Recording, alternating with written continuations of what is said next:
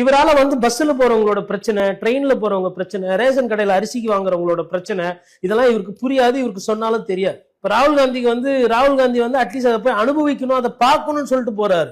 பாரத் ஜோடோ யாத்திரை பண்ணப்போ டீ கடைக்காரங்க கிட்ட போய் நின்னு இது என்ன பால், இது சர்க்கரை, இது கலப்பு, ஆமா பொங்கல் எப்படி செய்யறதுன்னு பேசுறாரு. அதாவது அது ஒரு சில பேர் அதை கிண்டல் பண்ணாங்க, நையாண்டி பண்ணாங்க. ஆனா அங்க ராகுல் காந்தி மனிதாபிமானத்துக்கு சொந்தக்காரர்ன்றதை அங்க காட்டுறாரு.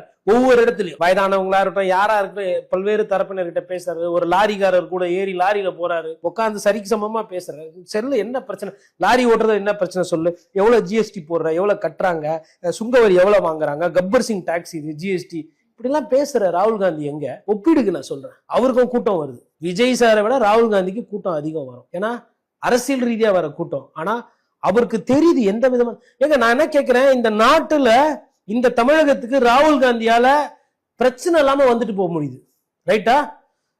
தன்னுடைய தகப்பனர் எவ்வாறு இறந்தாருன்றது நாட்டு மக்களுக்கு தெரியும். இந்த மண்ணில் நான் ரத்தம் செஞ்சிருக்கேன் என் குடும்பம்னு சொல்லி ராகுல் காந்தி வலிமையோட ஒரு வாட்டி பேசியிருப்பார், மன வலியோட. ஸ்ரீபெரும்புத்தூர்ல குண்டுவெடிப்பு, ராஜீவ்காந்தி மரணம், அவங்க பாட்டி எப்படி துப்பாக்கியால சுட்டு கொல்லப்பட்டாருன்றதும் தெரியும்.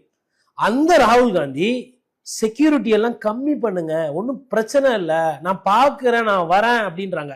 அதே மாதிரி கலைஞர் அவர்களோட அந்த இறந்த உடனே அவருக்கு இறுதி சடங்கு செய்யும் போது ஒரு செக்யூரிட்டி லேப்ஸ்ன்னு சொல்லி ஒரு பிரச்சனை வந்தது. Z+ல செக்யூரிட்டி லேப்ஸ்ல இருக்கவர்கிட்ட எப்படி அவ்வளவு பேர் கிட்ட போனாங்க, தள்ளுமுள்ளாகிற மாதிரி இருந்ததுன்னு அது ஒரு விமர்சனம் ஆச்சு. அப்ப ராகுல் காந்தி எங்க இருக்கிறாரு? அவரும் அரசியலுக்கு தான் வந்திருக்கிறாரு, அரசியல் ரொம்ப நாளா இருக்கிறாரு.